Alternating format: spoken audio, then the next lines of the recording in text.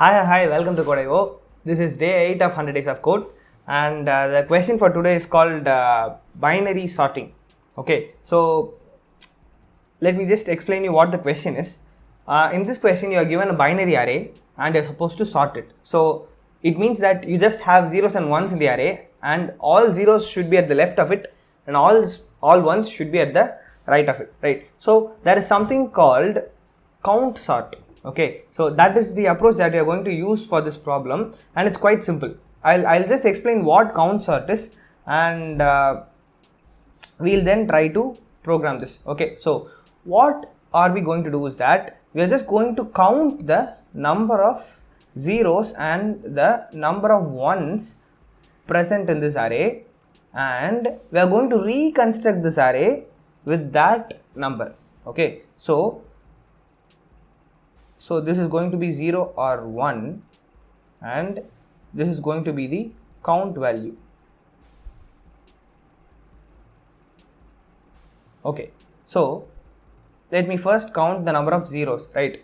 So we have 2 zeros here and we have 3 ones here.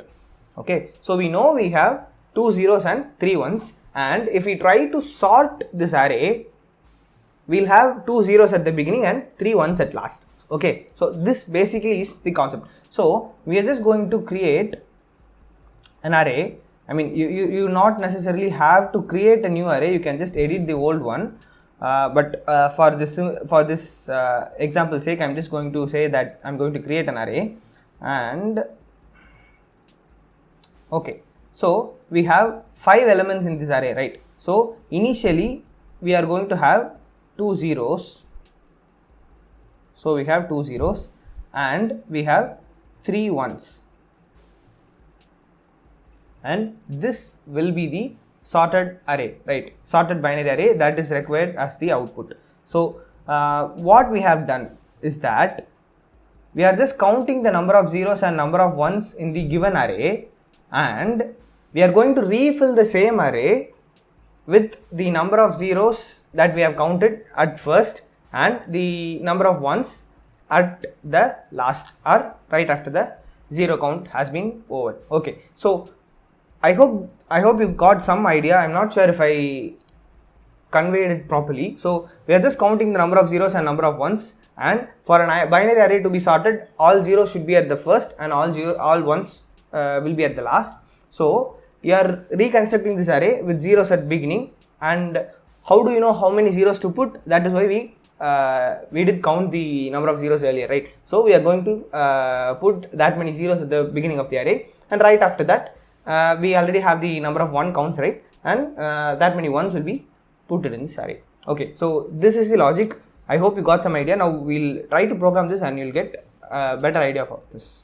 Okay, so we are supposed to complete this bin sort method, and they have given that you don't need to print the array because they will print it by themselves. It seems the driver code has the print statements, and since array uses call by reference, you don't have to return anything as well. Fine.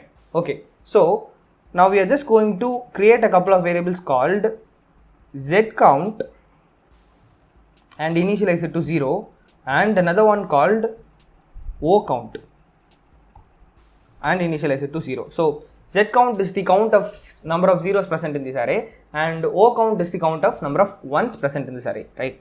Okay, so I'm just going to traverse through this array int I equals 0, I less than n, I plus plus, right? Because n is the number of elements present in this array, and if our current element a of I is 0, we are just going to increment z count. Okay, and similarly you can give the else if condition and check if it is 1, but since it is a binary array, we know if it is not a 1, it definitely is a 0, and if it is not a 0, in this case it definitely will be a 1. So ocount plus plus. So at the end of this loop, you will end up with the z count and the ocount, which is the number of zeros and the number of ones present in this array. And now we are just going to reconstruct this array. So what do I mean by that? So I'm just going to create another loop which is going to traverse through this array, and if I is less than or equal to, I mean not even equal to, if I is less than z count, a of I equals 0, else a of I equals 1. So what have I done here?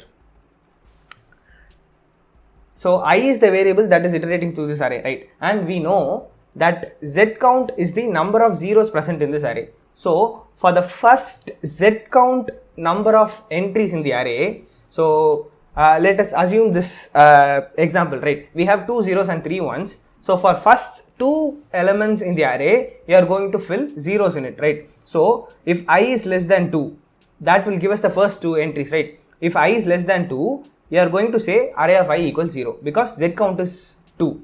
Number of zeros present in this array is 2. So if I is less than 2, it means that 0 and 1 elements, one indices, and that will have 0 value in it. And for every other element in this array, you are just going to have 1 as its value, and that is it. So it is a pretty simple question. Now we'll try to execute this and see if it works properly. The code works flawlessly and every single test case have been passed. So hope you found this logic interesting, and count sort is something that you can use in various different applications. Even to sort strings you can use count sort, like there are only 26 alphabets, right? So you can create an array of 26 size, and you can count the number of alphabets and you can sort it in that way. And for any limited set of data you can use the count sort approach, right? So if you are given an array if you are given a general integer array, you cannot use this because you don't know the upper limit of the values that are present in this integers. And it can be 10,000, it can be 1, it can be 2, it can be 100. So only when the size is fixed, you will know that these are the possible things, and only then you can count the occurrence and you can sort it. So you can use this for string sorting, you can use this for binary element sorting, and you can also use this for any sorting where the number of unique characters is fixed and you know what those characters are. In any such scenarios can be benefited from this count sort. So if you have any questions, put them in the comments, and if you solve this question, post it in LinkedIn and tag me, and hopefully I'll get to see it. Okay, thank you so much for watching. See you in the next video. Bye for now.